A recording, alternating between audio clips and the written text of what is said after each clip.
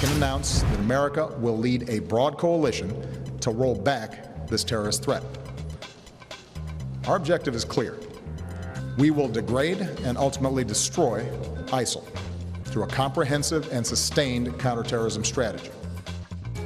Tonight's top story, a Made in America plan to deal with ISIS, the Islamic State, ISIL, whatever you want to call them. Last night, U.S. President Barack Obama laid out his long-awaited military strategy for handling the terrorist group. The plan includes targeted airstrikes against ISIS in Syria, but Obama was careful to say the strategy would be unlike war efforts in Iraq and Afghanistan. He announced he will send 475 additional service members to help train Iraqi forces and provide intelligence, but insists they won't be on a combat mission. Ben Shapiro is the editor-in-chief at truthrevolt.org, joins us now from Los Angeles. And Ben, I know you were having fun on Twitter shortly after the speech saying, remember when Obama had a plan and it was just like when he didn't have a plan. There's a bit of that here. I didn't see anything new, and I don't know who is in this broad coalition. Quick, your thoughts. I don't think anybody knows who's in this broad coalition. And when the President of the United States says that his great strategy here is to do exactly what we've done in Yemen and Somalia, as though Yemen and Somalia are wonderful success stories for the United States,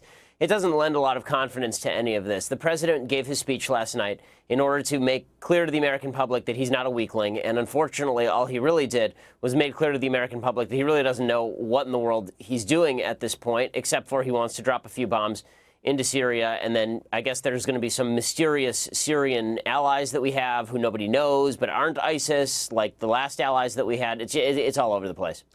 You know, I would like to see ISIS bombed back to the 7th century that they so desire to live in.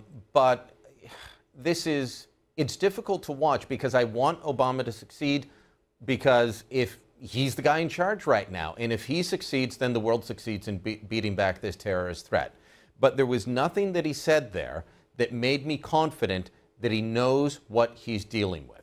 Well, the problem is that the President of the United States, in order to succeed, would actually have to acknowledge that he was wrong in the first place, because the precise strategy necessary for success is the one that he rejected and caused this failure, which is boots on the ground. I mean, I'm not talking necessarily American boots on the ground, but he had certainly better figure out who those boots on the ground are going to be. And last night he told a couple of fibs, and they're important fibs. Number one, he says that there's now a coalition government in Iraq. That's not necessarily true. The Iraqi government is currently backed by the Iranian government, and the guy who's now heading up the Iraqi government is an ally to Iran.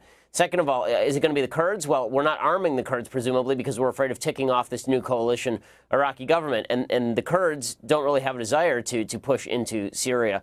And then, as far as these magical Syrian moderates on the ground, we were learning from Steven Sotloff's family that the magical Syrian moderates were actually selling Steven Sotloff to ISIL in the first place. So, in other words, there's chaos on the ground, and the president's lack of clarity here is not helping.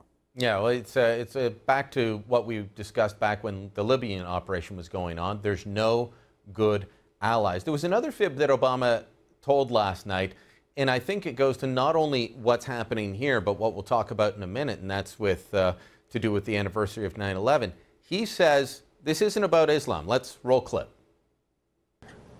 Now let's make two things clear. ISIL is not Islamic. No religion condones the killing of innocents, and the vast majority of ISIL's victims have been Muslim. And ISIL is certainly not a state.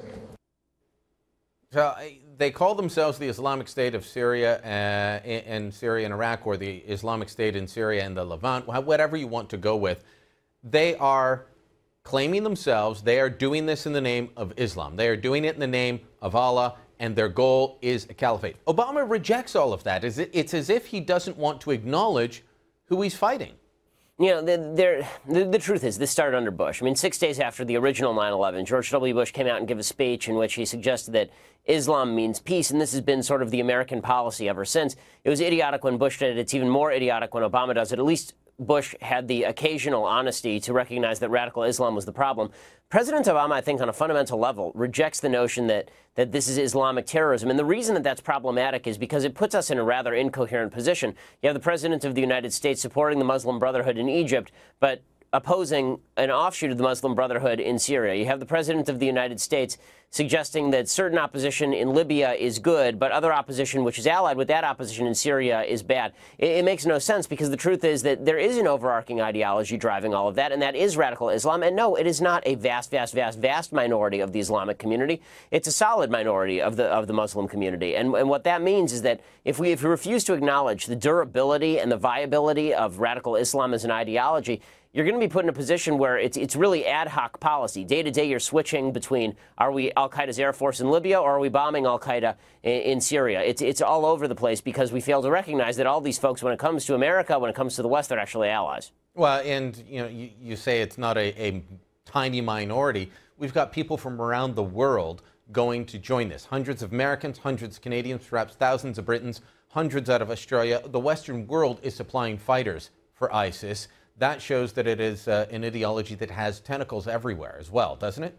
And no question. And if you look at the polling data, I mean, the reality is, unfortunately, that in Muslim countries all over the world, there is broad spread support, if not for ISIS itself, for the goals and aims of ISIS. I mean, when Osama bin Laden was killed in Pakistan, a majority of the people of Pakistan said they actually mourned for bin Laden. So this idea that there's some tiny minority, some fringe, a few hundred people out there where the real threat is just not true. They're achieving logistical and moral support from literally tens of millions of Muslims all over the world. All right.